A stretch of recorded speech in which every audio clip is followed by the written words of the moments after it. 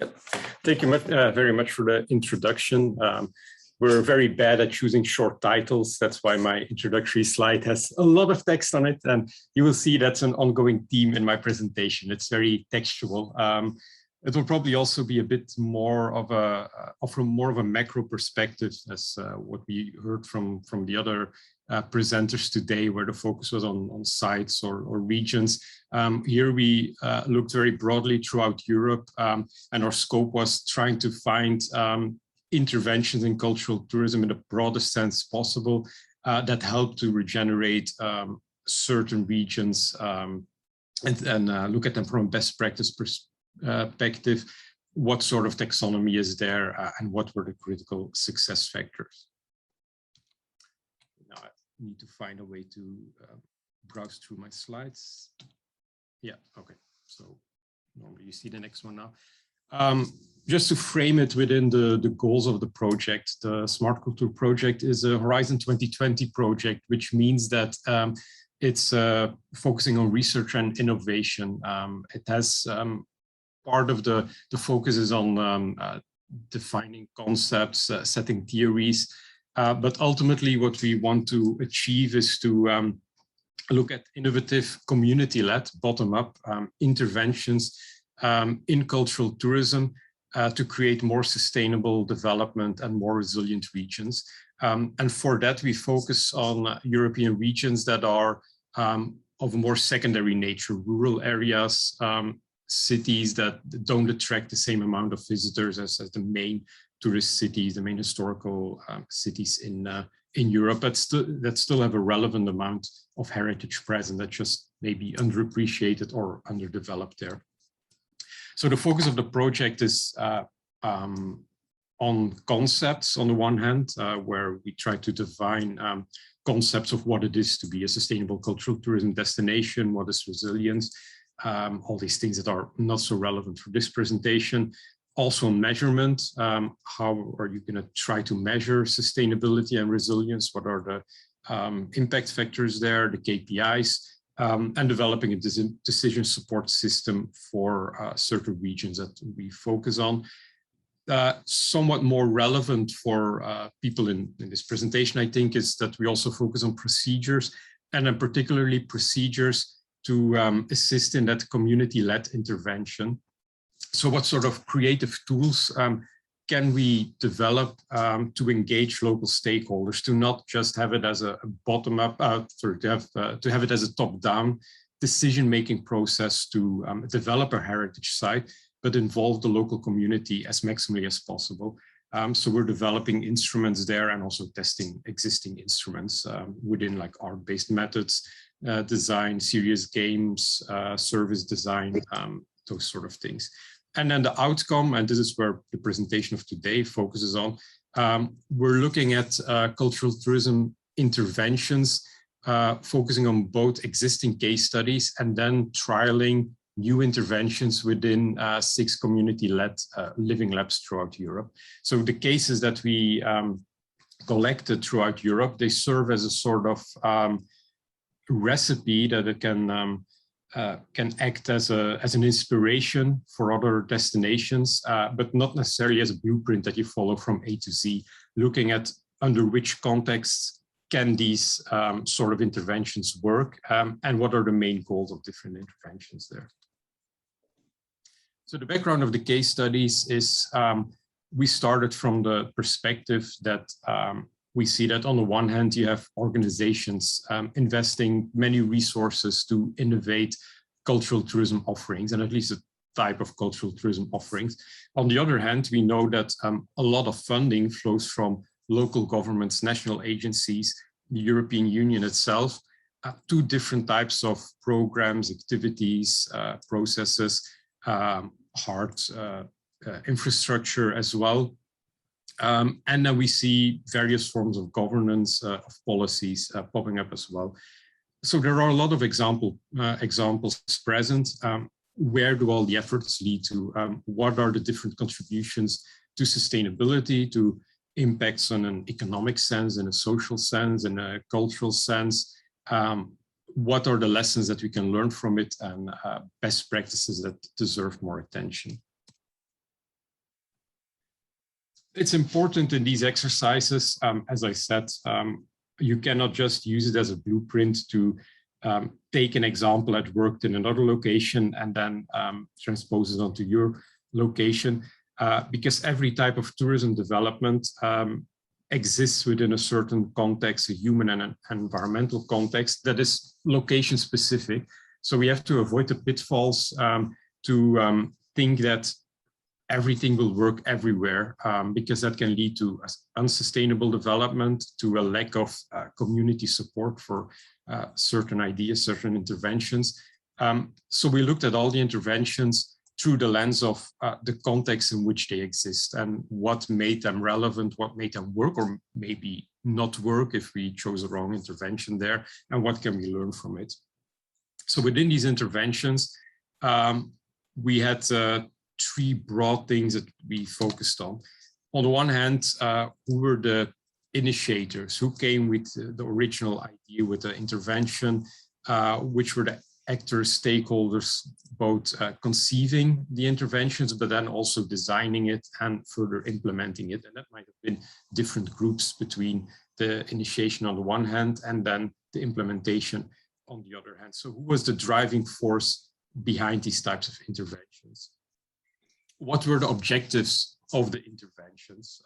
Because different interventions can have different objectives, and looking at the success factors, they're very dependent on what you want to achieve in the first place. And then what are the resources that are needed to both design and implement the intervention, both from a financial standpoint, what are the resources going in there, who were the funding providers, but then also human capital knowledge, what sort of knowledge, what sort of backgrounds, what's the sort of team of stakeholders that you would need to bring together in order to make it a success, that type of intervention. The workflow that we followed for this case study analysis was to first start from a conceptual framework to try to define what we saw as a cultural tourism intervention. And we decided to keep that very broad, to not just look at only at policy making or only at interventions from a public body perspective. So we kept the framework very open and looked at any sort of intervention as a deliberate action to reach a certain outcome within the concept of cultural tourism. So keeping it very broad, and the actors involved could be public bodies, private actors, NGOs, public-private partnerships, and so forth. Then we did a bottom-up reconnaissance of 107 cultural tourism interventions all over Europe. So we divided the map of Europe, as we'll soon see, across our partnership. And each partner was advised to look for interventions that they considered as potential best practices. And then we just conducted desk study research to try to identify all the aspects of the context that were involved in the intervention. From that, we then analyzed these interventions to come to a taxonomy and a sort of looking at the different families that exist within all these interventions. What were some common themes, some common storylines throughout that can serve as a sort of blueprint, as a framework to work further on. And then we chose 18 case studies from these 107 that we then focused on in more detail through semi-structured interviews with a number of stakeholders. So for each of these 18 case studies, we interviewed about 3 to 4 different stakeholders to get more information that wasn't available just through secondary resources. And then that was also analyzed in other deliverables. In terms of the geographical spread, as you see, we try to cover most of Europe. So the colors of the map here are not where the final case studies came from, but what was assigned to different partners. So for instance, the University of Leuven, we were involved in Belgium, Luxembourg, Ireland, and Latvia and Lithuania. Finland was involved in Estonia, Finland, Norway, Sweden, and Denmark, and so forth. So There were a few countries that we couldn't cover, and it also depended a bit on our level of knowledge of the different regions that we could cover. Ultimately, in the list, you see that Belgium, Italy, and the Netherlands were most present in the case studies. But Serbia also had 7 case studies there, Romania 6, Croatia 5. But there were also quite a lot of case studies that could not be assigned to a single country, where it is a border region that's working together in an Interact project, for instance. Like in the Balkan region, there were projects like that. Also, Latvia, Estonia, and Lithuania had a case study like that. So it's quite a diverse set of cases that we focused on. We then try to analyze them in terms of what's the context and background and what are the relevant features of each of these case studies. So what are the objectives they started with? And also knowing that there can be a main objective, but often the impacts, of course, are not limited to that objectives that you set. There are secondary and tertiary impacts as well that we try to identify. The types of stakeholders and actors that were involved in it, the resources, what the impacts on sustainable development were on economic, social, environmental, and cultural. Also importantly, did it create frictions within the local community, as was mentioned in the previous presentation, sometimes, especially at the start of the project, even with the best intentions, there can be friction. So were these present? And if so, how could they be solved? Or is it just a reality of a situation that there's always bound to be some friction, at least when you try to take some initiatives?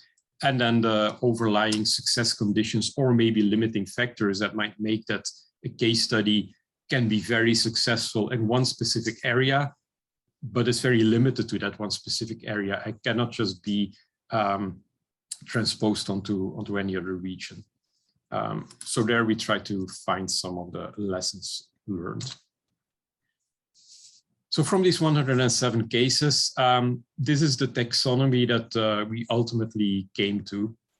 So we identified 5 groups of an essential purpose of an intervention. And then within these groups, we had different scopes still. But in the 5 groups, one of the important aspects why people would attempt a cultural tourism intervention is to protect, restore, safeguard, and promote heritage. As is especially in culture, often the case, you want to restore heritage and you want to protect it for future generations. And it can be tangible, intangible, or also related to contemporary creative and artistic expressions. It can also be about developing and innovating a product. And this is a bit more entrepreneurial driven because this is focused on the market. How can we develop further in a more sustainable way? It can be creating new products and experiences, or it can be about improving human resources, improving local skills and professional knowledge. It can be about interpretation, understanding of the past, and dissemination. Again, about tangible, intangible, and contemporary creative expressions. It can be about involvement and connecting people, and then often involvement of certain groups within the society that maybe are less interested in heritage or feel that there's a dissonance between the heritage that is proposed and their identity. So how can we get other people to appreciate heritage more, to visit heritage more?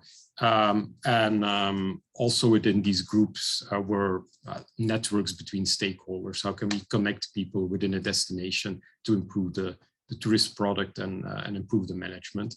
And then a final one, to manage and influence, is very specific for these type of heritage sites where negative impacts were already felt that have to deal with over-tourism or other aspects like that. Which sort of strategies and plans could be identified there? How was visitor behavior modified? And how could that work in other destinations? Using that taxonomy on the 107 case studies, we see that all of them are quite well represented, with the first group, to protect, restore, safeguard, and promote, is the one that is most present in the case studies that we analyze, because of course it's not a representative sample as such, but we have quite a broad selection of different types of case studies. We now try to look at each of these groups and what sets them apart and what were the prevailing success conditions there, and the types of resources that are needed to develop this type of heritage intervention. The first type, to protect, restore, safeguard, and promote. Interventions in this category were mainly aimed at mitigating physical frailty to ensure that that cultural heritage is protected and can be passed on to future generations. Some of the examples here I give for are Rockerill in Charleroi. And Rockerill is an arts-based and cultural center that is located in the old steel factories in Charleroi. Those steel factories have long been derelict and nothing's been happening in that. And there was a bottom-up initiative by some entrepreneurs to start a cultural center there with art expositions, music venues and all. And it became very popular on a European scale, but also people from France and Germany visiting, up to the point that now both the city of Charleroi and the region of Wallonia are funding this heritage as well, and are improving the restoration of these areas, giving it a different function than it originally had. Other examples in this family are the masquerade games of Surova in Bulgaria that try to preserve this carnival tradition.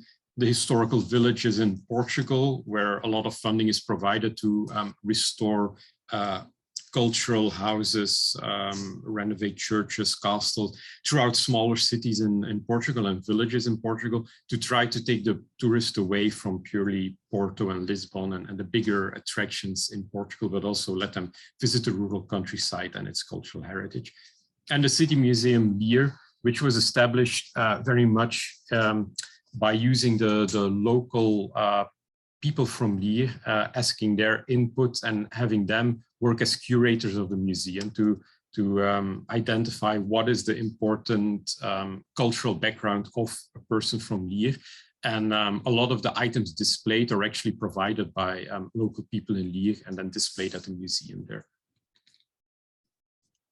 So in this context, this family, we see that it mainly worked and was mainly successful in areas where these regions were challenged by a transition. So you had a region that might have been, as the previous speaker was also talking about, it might have been a seaside resort, or in the case of Charleroi, it was an important industrial center.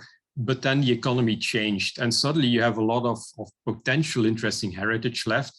But often you lack the funding to do something with it.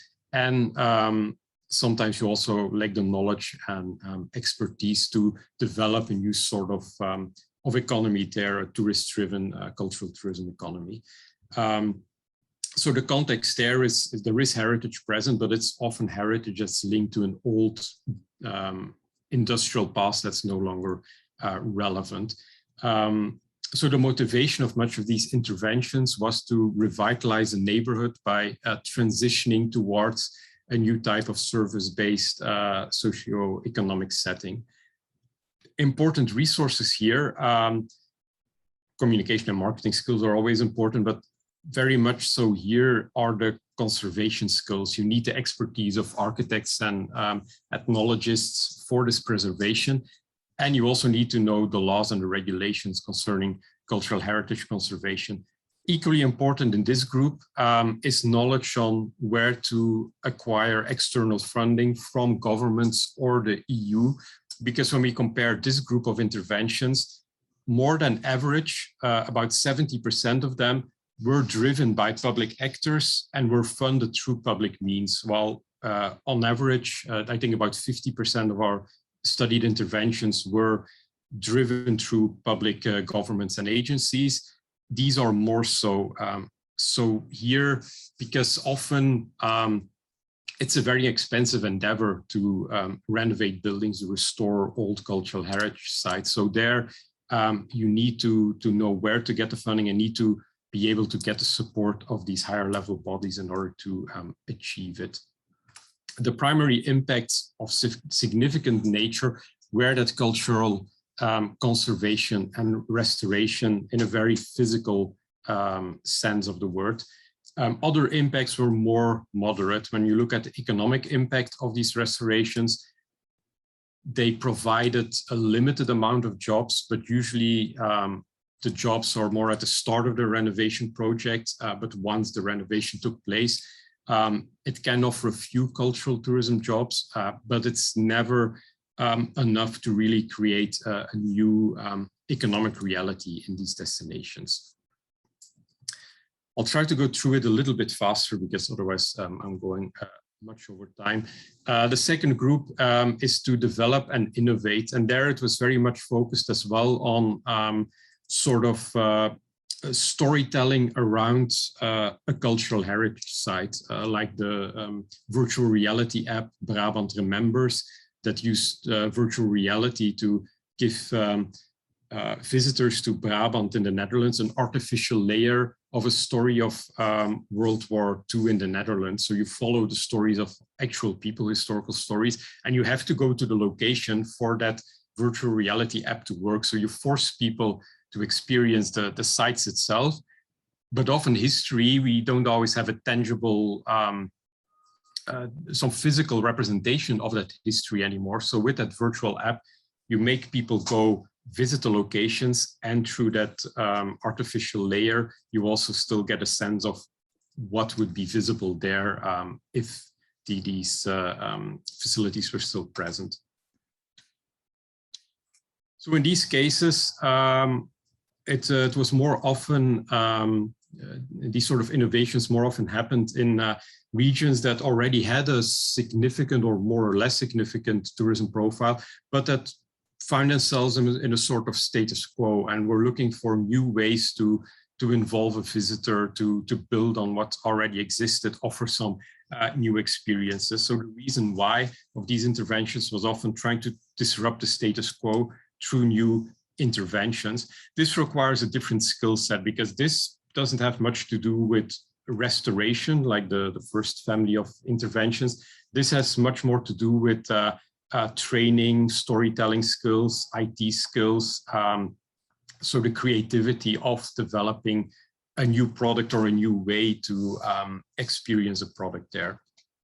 The impact here was considered quite substantial in economic sense, because you already start from a baseline that is quite healthy or already have quite a lot of tourist interest, and you build from that. So it's much easier to create more substantial economic benefits when you don't start from the bottom, but you start from the middle ground. Important here was to have stakeholders acting as change agents as well, that were willing to disrupt that status quo and to not just keep doing what was working in the past, but also look at what can work in the future and how can we improve on that. The third group, to interpret, understand, and disseminate, has much to do with that sort of dissonant heritage experience, where either it's to do with a history that is a bit sensitive to be told, or where you have different communities with a different storyline and a different past that converge in the same space, and how do you deal with that? So examples here are migrant tour, where new migrants started in Torino, but it's now throughout European cities. They serve as cultural guides and let the tourists, bring the tourists to their own neighborhoods and let them see how their culture contributes to the changes happening within a city. So here, the context is often either forgotten or neglected heritage, or dissonant and interpretations that need to find a place within the heritage site. So here you try to use cultural tourism as an instrument to promote an interpretation and to also come to a deeper understanding of the different cultures in the society.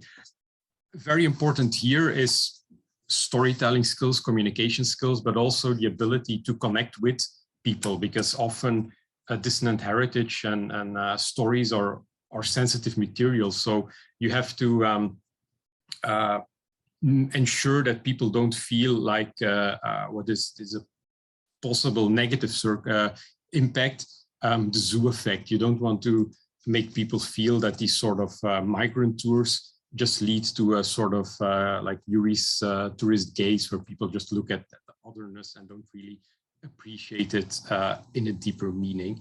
But in terms of economic funding, this is much easier to set up and required less financial resources than some of the other ones.